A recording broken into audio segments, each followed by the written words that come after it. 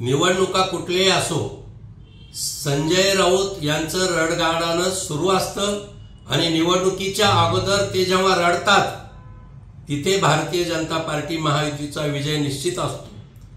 स्थानिक स्वराज्य संस्थेच्या निवडणुका न्यायालयाच्या आदेशानुसार येत्या 31 जानेवारीच्या आत निश्चित सरकार घेण्यासाठी हालचाली चालू आहे।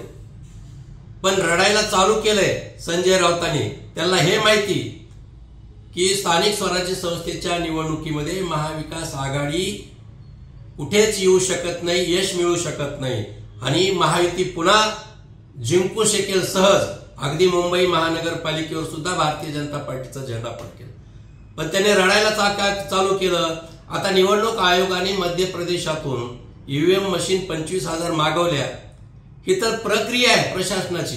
निवडणूक आयोग असेल, सरकार असेल, जेव्हा जेव्हा पोलीस मागवावं लागते, परराज्यातून मागवले की हे महाशय काय म्हणतात, ईव्हीएम मशीन।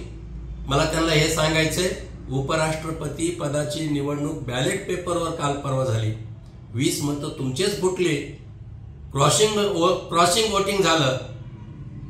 तुम्ही ईव्हीएमच्या नावाने रडतात आणि म्हणून उद्याच्या स्थानिक स्वराज्य निवडणुकीचं चित्र लक्षात घेता संजय राऊत आजपासूनच रडायला लागले।